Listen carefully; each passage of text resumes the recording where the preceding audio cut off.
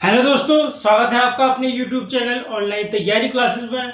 और दोस्तों, आज हम शुरुआत करने जा रहे हैं अपने इंजीनियरिंग मैथमेटिक्स के अगले चैप्टर का, जो कि है हमारा कॉम्प्लेक्स वेरिएबल्स।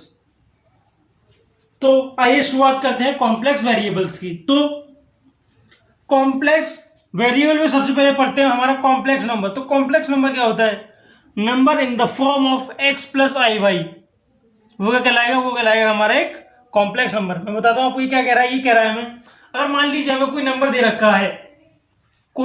रखा है, z, और वो इक्वल है हमारा x प्लस आई वाई के, जिसमें x क्या है हमारा? x रियल पार्ट हो, y क्या हो? y इमेजिनरी पार्ट हो, और i क्या हो दोस्तों? i है हमारा ये आयोटा, जो कि इक्वल होता है हमारा √-1 के। अब यही हम कार्टेशियन प्लेन से समझे कि हमारा कॉम्प्लेक्स नंबर क्या होता है। मान लीजिए एक पॉइंट है हमारे कार्टेशियन प्लेन पे, जो कि इक्वल है हमारा x प्लस आई वाई के। ये एक्सिस जो है हमारी रियल एक्सिस है, और दोस्तों ये जो एक्सिस है वो हमारी ये इमेजिनरी एक्सिस है। ये पॉइंट है हमारा z।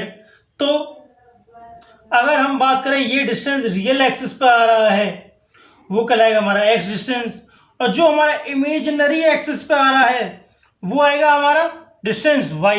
अगर हम इमेजिनरी एक्सिस के डिस्टेंस आई और लगा दें तो ये कहलाएगा हमारा एक इमेजिनरी नंबर। तो z क्या होने वाला है? हमारा एक इमेजिनरी नंबर होने वाला है, जो कि हमारा इक्वल है x प्लस आई वाई के। ठीक, अब बात करते हैं मॉडुलस की। तो मॉडुलस क्या होता है हमारा? मॉडुलस, तो दोस्तों मैं क्या करता हूं, ये मेरा है ओरिजिन। मैं ओरिजिन से अपने पॉइंट z का डिस्टेंस निकाल लूं तो वो क्या कहलाएगा हमारा? वो कहलाता है हमारा मॉडुलस। तो मॉडुलस हम किससे रिप्रेजेंट करने वाले हैं? मॉड ऑफ z से। तो मॉडुलस हमारा किसके इक्वल होगा? ये इक्वल होगा हमारा x² प्लस y²। और हम कह सकते हैं कि इक्वल होगा हमारा रियल पार्ट के स्क्वायर प्लस इमेजिनरी पार्ट के स्क्वायर के रूट से। ठीक, तो अब बात करते हैं आर्ग्यूमेंट की। आर्ग्यूमेंट क्या होता है हमारा? दोस्तों आर्ग्यूमेंट को हम रिप्रेजेंट करने वाले थीटा से। और होता क्या है? ये दोस्तों क्या है? मेरी रियल एक्सिस। और ये मेरी लाइन कौन सी? ये मेरी वो लाइन है जिसे मैंने ओरिजिन से, जो हमें गिवन पॉइंट दे रखा है z, उससे मीट कर दिया है। ये मेरी वो लाइन है। अब मैं क्या करता हूं, रियल एक्सिस से इस स्ट्रेट लाइन पर एक एंगल ड्रॉ करता हूं। वो एंगल क्या कहलाता है? मेरा थीटा। और यही थीटा क्या होता है हमारा? यही थीटा होता है हमारा argument.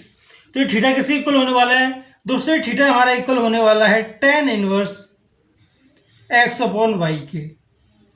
tan inverse x upon Y, sorry दोस्तों y अपॉन x है। tan inverse y upon x के इक्वल होने वाला है हमारा आर्ग्यूमेंट। और हम कह सकते हैं आर्ग्यूमेंट हमारा इक्वल होने वाला है tan inverse imaginary part upon real part के। ठीक है दोस्तों, ये थे हमारे मॉडुलस और आर्गुमेंट। अब बात करते हैं इनकी प्रॉपर्टीज की।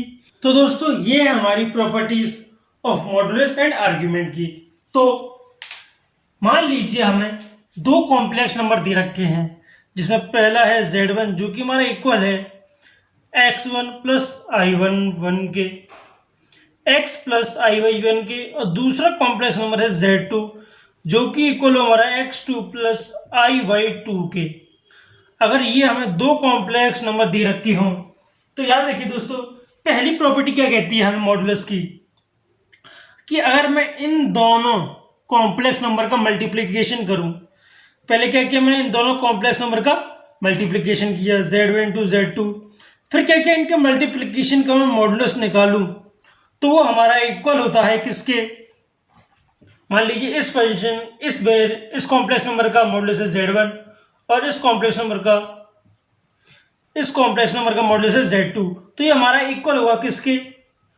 पहले कॉम्प्लेक्स नंबर के मॉडुलस के इनटू दूसरे कॉम्प्लेक्स नंबर के मॉडुलस के। ठीक, दूसरी प्रॉपर्टी क्या कहती है? दूसरी प्रॉपर्टी कहती है कि अगर मैं दोनों ही कॉम्प्लेक्स नंबर को आपस में क्या करूं? डिवाइड कर दूं, तो ये हमारा इक्वल होगा किसके? कि मैं z1 के मॉडुलस को डिवाइड कर दूं z2 के मॉडुलस से। अब प्रॉपर्टी नंबर 3 क्या कहती है? कि मैं z1 प्लस z2 कर दूं, मीन्स पहला कॉम्प्लेक्स नंबर को दूसरे कॉम्प्लेक्स नंबर में ऐड कर दूं। तो याद रखिए हमने क्या किया Z1 Z2, फिर हमने क्या किया इनका मॉडुलस निकाल लिया है। तो याद रखिए मॉडुलस मेरा या तो छोटा होगा या इक्वल होगा किसके, अगर मैं पहले Z1 का मॉडुलस निकालूं फिर Z2 का मॉडुलस निकालूं और दोनों को ऐड कर दूं तो अगली प्रॉपर्टी क्या है, अगर मैं Z1 माइनस Z2 करूं, पहले मेरे Z1 फिर Z2 मैंने क्या किया पहले दोनों का सब्ट्रैक्शन किया, फिर इसके बाद मैं इन दोनों का मॉडुलस निकाल लूं सब्ट्रैक्शन का, तो वो हमेशा ही बड़ा होगा या बराबर होगा किसके, मैं Z1 और Z2 का मॉडुलस निकाल लूं इंडिविजुअली और फिर इन दोनों को सब्ट्रैक्ट कर दूं। तो अगली प्रॉपर्टी आती है मेरी कि अगर मेरे पास Z दे रखा है, मैंने Z का मॉडुलस निकाला और मैंने इसको स्क्वायर कर दिया, तो किसके इक्वल होगा, वो हमारा इक्वल होगा किसके, मॉडुलस इनटू दोस्तों complex number into conjugate of that complex number. अब Z बार क्या होता है हमारा, ये Z बार क्या है दोस्तों, ये हमारा कॉन्जुगेट ऑफ कॉम्प्लेक्स नंबर। अगर अगर आपको इसके बारे में नहीं पता है तो अभी हम आगे चल के इसके बारे में भी पढ़ने वाले हैं। ठीक, अब बात करते हैं प्रॉपर्टी ऑफ आर्ग्यूमेंट की। तो दोस्तों ये है प्रॉपर्टीज ऑफ आर्ग्यूमेंट। तो दोस्तों प्रॉपर्टी ऑफ आर्ग्यूमेंट बिल्कुल सेम है हमारी प्रॉपर्टी ऑफ लॉग की तरह, जैसे कि अगर हम इन दोनों ही Z1 और Z2 कॉम्प्लेक्स नंबर्स का मल्टीप्लिकेशन करें और फिर इस जो हमें नया Z1 टू Z2 किया, हमें एक नया कॉम्प्लेक्स नंबर मिल गया Z3। अब हम Z3 का जो आर्ग्यूमेंट निकालेंगे वो हमारा किसके इक्वल होगा, argument of Z1 plus argument of Z2 के। दूसरी प्रॉपर्टी क्या है, argument of Z2 plus Z1 equals to argument of Z1 minus argument of Z2। दोस्तों बिल्कुल सेम लॉग की तरह ही है, जैसे कि log Z1 to Z2 equals to log Z1 plus log Z2, log Z2 upon Z1 equals to log Z2 minus log Z1। बिल्कुल same किसी तरह लॉग की तरह ही है। ठीक है दोस्तों, ये थी हमारी properties of modulus and argument. तो दोस्तों हम पढ़ने वाले हैं different forms of complex numbers. तो हम अपने कॉम्प्लेक्स नंबर को तीन फॉर्म में लिख सकते हैं, पहली कार्टेशियन फॉर्म, दूसरी पोलर फॉर्म और तीसरी एक्सपोनेंशियल फॉर्म। तो सबसे पहले पढ़ते हैं ये कार्टेशियन फॉर्म कौन सी फॉर्म होती है हमारी। तो ये मेरी इमेजिनरी एक्सिस, ये कौन सी है, ये मेरी रियल एक्सिस। मान लीजिए यहाँ पर कोई z दे रखा है जो कि हमारा किसके इक्वल है, जो कि हमारा इक्वल है x प्लस आई वाई के। तो ये मेरा रियल पार्ट हो जाएगा x और ये मेरा इमेजिनरी पार्ट होने वाला है y। ये मेरा रियल पार्ट और ये मेरा इमेजिनरी पार्ट y। तो हमने क्या किया, कार्टेशियन फॉर्म में अपने फंक्शन या अपने वेरिएबल को या अपने कॉम्प्लेक्स नंबर को किस फॉर्म में अरेंज कर दिया है, x प्लस आई वाई की फॉर्म में लिखा हुआ है या रिप्रेजेंट कर दिया है। ये कहलाती है हमारी कार्टेशियन फॉर्म। ठीक, अब आती है हमारी पोलर फॉर्म। तो दोस्तों पोलर फॉर्म कौन सी फॉर्म होती है हमारी, तो जैसा कि आप देख सकते हैं, अगर हम ओरिजिन को इस पॉइंट Z से मीट करा दें और हम इस ओरिजिन को पॉइंट Z से मीट करा दें तो ये क्या हो जाएगा हमारा, ये हमें पता है ये क्या होता है हमारा, मॉडुलस ऑफ Z हो जाता है। ये हमारा मॉडुलस ऑफ Z ही तो हो जाता है ये हमारा। अब ये तो हो गया हमारा मॉडुलस ऑफ Z और ये क्या है 90 डिग्री, और ये क्या है दोस्तों, ये है हमारा थीटा। और ये थीटा क्या होता है हम जानते हैं, थीटा होता है हमारा आर्गुमेंट। तो पोलर फॉर्म में आपको बता दूं मॉड Z क्या है, मॉड Z है हमारा मॉडुलस और थीटा क्या है, थीटा है दोस्तों हमारा आर्ग्यूमेंट। तो हम बात करें x की, तो दोस्तों x क्या होने वाला है हम देखें, x होने वाला है हमारा मॉड Z cos थीटा और y होने वाला है हमारा मॉड Z sin थीटा। ये क्या हमारा, यही तो y होगा, ये किसके इक्वल है, from the properties of triangle, ये होने वाला है हमारा y equal to mod Z sin theta. तो जैसा कि हम जानते हैं कि z हमारा किसके इक्वल होता है, x प्लस आई वाई के। हमारा complex number according to Cartesian form किसके इक्वल होता है, x प्लस आई वाई के। तो हम x ये क्या लिख सकते हैं, mod Z cos theta plus y की जगह क्या लिख सकते हैं, मॉड Z sin थीटा। तो हम क्या कर सकते हैं, हम मॉड Z कॉमन ले सकते हैं और हमें क्या मिलेगा, हमें मिलेगा cos थीटा प्लस आई sin थीटा। तो यही होने वाली है हमारी एक कार्टेशियन फॉर्म भी। cos theta plus I sine theta. ये क्या होती है दोस्तों, यही होती है हमारी एक polar form.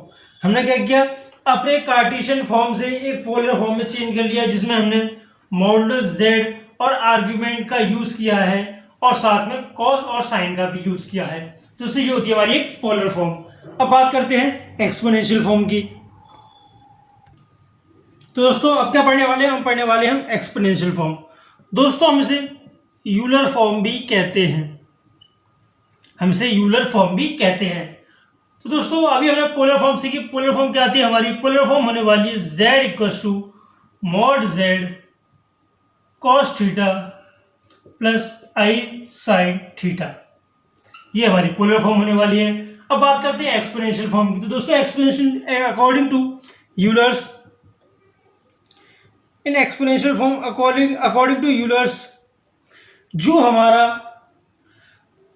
Cos theta plus I sine theta होता है, cos theta plus I sine theta होता है, वो हमारा किसके इक्वल होता है, वो हमारा इक्वल होता है E rest to power I theta के। E rest to power I theta की हमारा इक्वल होता है। और हम दोनों साइड ही मॉड जेड से मल्टीप्लाई करते हैं, जैसा कि हम देख सकते हैं, सॉरी दोस्तों, जैसा कि हम देख सकते हैं पोलर फॉर्म क्या आती है हमारी, पोलर फॉर्म थी Z equal to mod Z cos theta plus I sine theta. तो दोस्तों अब क्या कर सकते हैं हम, एक cos theta plus I sine theta के लिए हम E rest to power I theta लिख सकते हैं। तो z equal to mod Z into E rest to power I theta. और दोस्तों यही हो जाती है हमारी एक यूलर फॉर्म भी। यूलर फॉर्म क्या होती है, z equal to mod Z E rest to power I theta. ये हो जाती है हमारी यूलर फॉर्म। ठीक, अगर दोस्तों आप गेट के लिए प्रिपेयर कर रहे हैं या किसी और एग्जाम के लिए, या आईएएस या इंजीनियरिंग से रिलेटेड या मैथ से रिलेटेड किसी भी एग्जाम के लिए तैयारी कर रहे हैं जिसमें आपको कॉम्प्लेक्स नंबर की फॉर्म आनी है, तो याद रखिएगा, तो आप 50% से ज्यादा चांसेस क्वेश्चन यूलर फॉर्म से ही बनेगा या यूलर फॉर्म से ही सॉल्व होगा। अगर डिफरेंट फॉर्म्स का आया तो 90% चांस है वो यूलर फॉर्म से ही आएगा। तो यूलर फॉर्म आपके लिए सबसे इंपॉर्टेंट भी होने वाली है। अब बात करें हम गेट या ईएससी एग्जामिनेशन जैसे गेट या ईएससी जैसे एग्जामिनेशंस की, तो 99% चांस है क्वेश्चन इसी फॉर्म से आना है। ठीक, तो दोस्तों ये थी हमारी different forms of complex number. और दोस्तों आप गेट या ईएससी के लिए प्रिपेयर कर रहे हैं तो मैं बता दूं आपको कि जो आपके लिए सबसे इंपॉर्टेंट फॉर्म होने वाली है वो कौन सी होने वाली है, वो एक्सपोनेंशियल फॉर्म ही होने वाली है। तो आप चाहे तो इस पर लिख सकते हैं मोस्ट इंपॉर्टेंट। ये तीनों फॉर्म हमारी डायरेक्टली यूज नहीं होती, बट इनका एप्लीकेशन क्वेश्चन में बहुत ज्यादा है, खास करके एक्सपोनेंशियल फॉर्म का। तो दोस्तों कॉन्जुगेट ऑफ कॉम्प्लेक्स क्या होता है हमारा, अगर मान लीजिए मुझे कॉम्प्लेक्स नंबर दे रखा है z equal to X plus I Y, तो पहले तो मैं बता दूं आपको, तो इसे z के कॉन्जुगेट को हम किससे रिप्रेजेंट करेंगे, z बार से। किससे रिप्रेजेंट करेंगे, z बार से। तो इस कॉम्प्लेक्स नंबर z का कॉन्जुगेट क्या होने वाला है दोस्तों, इसका कॉन्जुगेट हो जाएगा हमारा x माइनस आई वाई। दोस्तों हमने क्या किया, हमने यहाँ इमेजिनरी पार्ट का साइन चेंज कर दिया है और वही बन जाता है हमारा कॉन्जुगेट। जैसे कि मान लीजिए मुझे एक कॉम्प्लेक्स नंबर दे रखा है a equals to B plus I, sorry दोस्तों, minus B minus I C, हमें ये कॉन्जुगेट नंबर दे रखा है।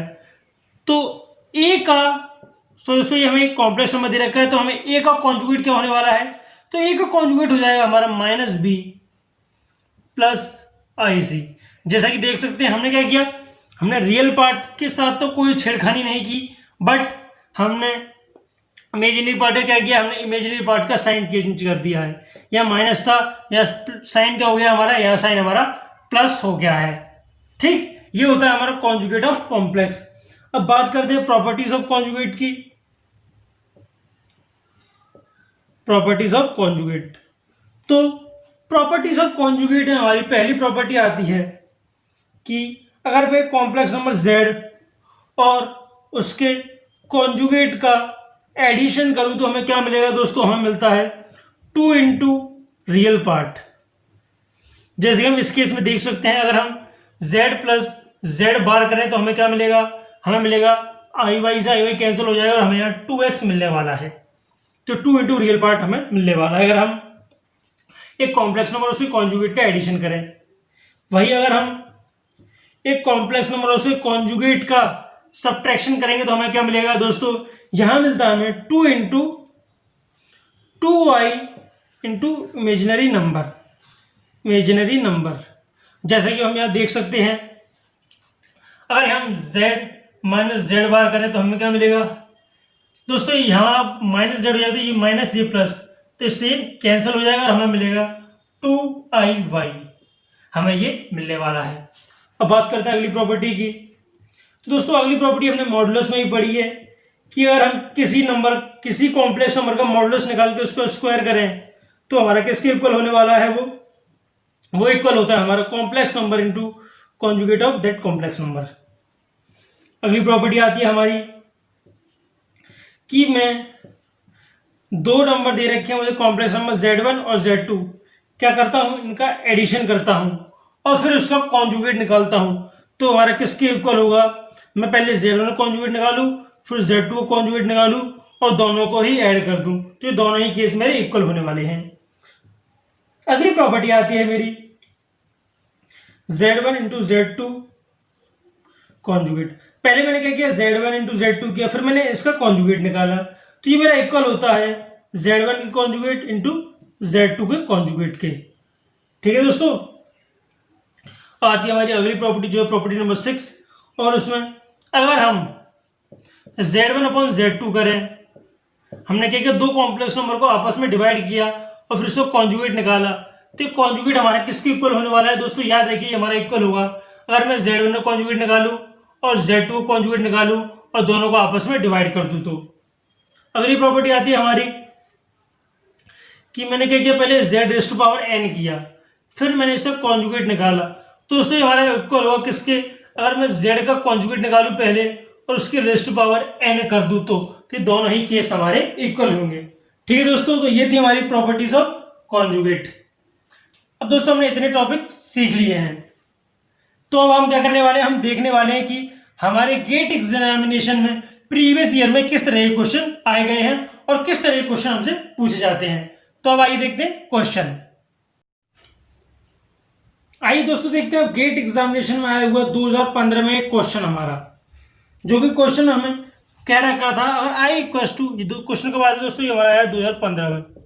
दोस्तों क्वेश्चन में कह रखा है I equals to root of -1, then I हमसे पूछा गया था, अगर हमें बोल रखा था आई जो हमारा रूट -1 के इक्वल है तो हमें डेफिनेट इंटीग्रल की वैल्यू निकालनी थी, जो था हमारा 0 से π/2 लिमिट थी cos x plus I sine x upon cos x minus I sine x ds is. तो इस डेफिनेट इंटीग्रल की हमें वैल्यू निकालनी थी और हम ऑप्शन दे रखे थे A1 B -1 C I या D -I। तो आइए देखते हैं आप किस तरीके से हम क्वेश्चन को करते हैं। दोस्तों अगर आपने डेफिनेट इंटीग्रल पढ़ रखा होगा तो फिर भी आपके लिए बहुत मुश्किल होने वाला है इस क्वेश्चन को सॉल्व करना, बट अगर आपको एक्सपोनेंशियल फॉर्म याद होगी तो आप इजीली ये क्वेश्चन कर सकते हैं। कैसे, हम जानते हैं from exponential form cos x plus I sine x, ये हमारा किसके इक्वल होता है, ये होता है दोस्तों हमारा e raise to power I theta के। ठीक, अब बात करते हैं cos x minus I sine X, तो दोस्तों ये हमारा किसके इक्वल होने वाला है, जैसे हम देख सकते हैं यहाँ माइनस आई है तो ये इक्वल हो जाएगा हमारा E raise to power minus I theta के। तो अब जब हम इन दोनों की वैल्यू इस फंक्शन में पुट करेंगे तो हमें आई किसके इक्वल मिलेगा, आई इक्वल टू 0 से π/2 cos x plus I sine X हमारा किसके इक्वल होता है, E raise to power I theta के, upon cos x minus I sine X किसके इक्वल होता है, हमारा ये होता है हमारा E raise to power minus I theta के। अब हमें dx का इंटीग्रेशन करना है तो किसके रिस्पेक्ट में इंटीग्रेशन हो जाएगा, हमारा डी थीटा के। तो उससे हमारा किसके इक्वल होने वाला है, E raise to power I theta upon E raise to power minus I theta D theta और लिमिट 0 से π/2, तो ये हमें मिलने वाला है। ये हमारा किसके इक्वल हो जाएगा दोस्तों, ये हमारा इक्वल हो जाएगा 0 से π/2 ई रेज़ टू पावर, ये माइनस ऊपर जाके प्लस हो जाएगा 2i थीटा डी थीटा के। ये हमारा इक्वल होने वाला है 0 से π/2। जब हम अपने इस function E I E raise power 2 I theta का इंटीग्रेशन करेंगे with respect to D theta, तो हमें क्या मिलने वाला है दोस्तों, हमें मिलेगा 1/2 आई और ब्रैकेट में 2 I E rest to power 2 I theta limit 0 से π/2। तो ये हमारा इक्वल होने वाला है 1/2 I E rest to power 2 I into π/2 के minus E rest to power 2 into I into 0 के। तो हमारा इक्वल हो जाएगा 1/, यहाँ दोस्तों आई है 1/2 I into E rest to power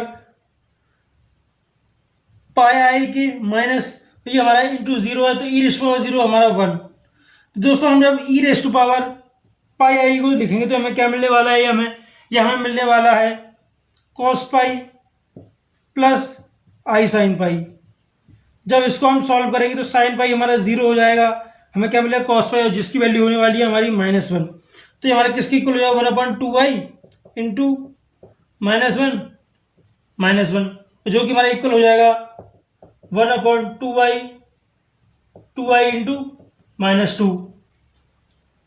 2 से 2 कैंसिल, तो हमें मिलने वाला है यहाँ पर -1 आई। तो अब क्या करेंगे दोस्तों, एक आई ऊपर मल्टीप्लाई कर देंगे, एक आई नीचे मल्टीप्लाई कर देंगे, तो ये जो है हमारा -i/i²। और हम जानते हैं हमारा i² किसके इक्वल होता है दोस्तों, i² इक्वल होता है हमारा -1 के। तो i/-1 equals to -i/-1 equals to I. जैसा कि हम देख सकते हैं ऑप्शन नंबर सी है हमारा आई, और आई हमारा करेक्ट आंसर भी होने वाला है। ठीक है दोस्तों ये वैसे तो क्वेश्चन 2 मिनट में हो सकता था, लेकिन मैं आपको बताते हुए जाता है इसलिए इसमें टाइम लग रहा था। तो जैसा कि आप देख सकते हैं, अगर हमें पोलर एक्सपोनेंशियल फॉर्म पता हो तो हम इस क्वेश्चन को 2 मिनट से भी कम टाइम में 1 मिनट में भी इस क्वेश्चन को हम कर सकते हैं। ठीक, अब आइए देखते हैं अगला क्वेश्चन। तो दोस्तों आइए देखते हैं अगला क्वेश्चन। तो इसमें बोला गया है हमें the value of I rest to power I, हमें I rest to power I की वैल्यू निकालनी है, और हमारा आई किसकी इक्वल है, आई हमारा इक्वल है √(-1) के। तो आइए देखते हैं उस क्वेश्चन हम कैसे कर सकते हैं। तो जैसा कि हम देख सकते हैं ये हमारे किस फॉर्म में, 0 + I rest to power I form में। तो हम इसे क्या लिख सकते हैं, हम इसे लिख सकते हैं cos π/2 प्लस आई साइन π/2। क्यों लिख सकते हैं ऐसा, क्योंकि हमें पता है cos π/2 हमारा ये क्या होता है 0 होता है, और sin π/2 क्या होता है हमारा 1 होता है। जब हम इसे सॉल्व करेंगे तो हमें 0 + आई ही मिलेगा, ये हमारा रेस्ट टू पावर आई। ठीक, तो अब जैसा कि हम देख सकते हैं, अब हम इसे किस फॉर्म में चेंज कर सकते हैं, अपनी एक्सपोनेंशियल फॉर्म में चेंज कर सकते हैं। कैसे, ई रेस्ट टू पावर आई π/2, ये इसकी एक्सपोनेंशियल फॉर्म हो जाएगी अकॉर्डिंग टू यूलर्स फॉर्म। तो और इसकी पावर क्या लिखनी है, इसकी दोस्तों इसकी वैल्यू आई है E rest to power I Y into π/2, और रेस्ट टू पावर आई हो जाएगा। तो जब इसे हम सॉल्व करेंगे क्या मिलेगा, E rest to power I into I क्या होता है दोस्तों हमारा -1 होता है, तो ई रेस्ट टू पावर -π/2। मैं बता दूं आपको फिर से, आई इंटू आई हमारा किसके इक्वल होता है, ये दोस्तों हमारा -1 के इक्वल होगा। हम कह सकते हैं i² हमारा -1 के इक्वल होता है, i³ जो होता है हमारा वो -i के इक्वल होता है, i4 जो होगा हमारा वो 1 के इक्वल होगा, i5 होगा दोस्तों वो हमारा i के इक्वल होगा i5, i6 हमारा इक्वल होता है -1 के, i7 हमारा इक्वल होता है -i के, और इस तरीके से ये वैल्यू हमारी चलती रहती हैं। ठीक है, i अगर हमारा किसके इक्वल √(-1) के इक्वल हो तो i4 i3 i5 ऐसे i8 i9 i10 इस तरह से वैल्यू ऊपर चलती जाएगी, और यही 4 वैल्यू रिपीट होती चली जाती हैं। तो ये क्या हो जाएगा, ई रेस्ट टू पावर -π/2 हमारा होने वाला है, और यही हमारा एक करेक्ट आंसर भी होने वाला है इस क्वेश्चन का। ठीक दोस्तों, आइए दोस्तों देखते हैं एक और गेट क्वेश्चन जो हमारा 2014 में आया हुआ है, और क्वेश्चन में हमें दे रखा था 2 - 3/5 -5 + आई को हम किस फॉर्म में एक्सप्रेस कर सकते हैं। तो दोस्तों जब भी इस तरह का क्वेश्चन हमें दे रखा हो तो हम क्या करेंगे, याद रखिए हम पहले क्या करेंगे, हम अपने फंक्शन को एज इट इज उतार लेंगे, 2 - 3i/-5 + आई। अब क्या करेंगे, ऊपर नीचे हम जो हमें नीचे फंक्शन दे रखा है इसके कॉन्जुगेट से मल्टीप्लाई करेंगे, ऊपर और नीचे दोनों साइड -5 + आई, सॉरी दोस्तों इसका कॉन्जुगेट होगा -5 - आई -5 - आई। तो जब हम इसे सॉल्व करेंगे हमें क्या मिलेगा, हमें मिलेगा -5 × 2 -10, -5 × 15, -1 + 15i -2i, और i अब ये हो जाएगा हमारा 3 × 1 3, i × i -1 -1 प्लस, तो ये हमें मिलेगा +3i² अपॉन ये हो जाएगा हमारा -5 का square -i² -10 plus 15i + 2i -2i, ये हो जाएगा हमारा 13i, और ये हो जाएगा हमारा -3, क्योंकि i² हमारा किसके इक्वल होता है, -1 के इक्वल होता है, अपॉन -5² 25 -i² -1, तो ये हमारा किसके इक्वल हो जाएगा दोस्तों, ये हमारा इक्वल होने वाला है 10i3 -13 प्लस 13i अपॉन, और माइनस माइनस क्या प्लस, दूसरी प्लस है, क्यों हमें पता है i² हमारा किसके इक्वल होगा, -1 के होगा, और -1 ये क्या होगा हमारा, यह +1 हो जाएगा इसलिए, और नीचे आएगा हमारा 26। तो जब हम इसे 13 कॉमन ले सकते हैं, यहाँ से 13 कॉमन लेंगे, -1 प्लस 1i अपॉन 26, 13 2 टाइम्स, तो ये हमारा किसके इक्वल हो जाएगा, -1 / 2 -0.5 प्लस 0.5i के। जैसे हम देख सकते हैं ऑप्शन नंबर बी है हमारा -0.5 प्लस 0.5i, और यही हमारा करेक्ट आंसर भी होने वाला है। ठीक है दोस्तों, आज के लिए बस इतना ही। अब मिलते हैं आपसे अगली वीडियो में। अगर वीडियो अच्छा लगा हो तो वीडियो को लाइक करें और चैनल को सब्सक्राइब करें। अब मिलते हैं आपसे अगली वीडियो में, जब तक के लिए जय हिंद, जय भारत।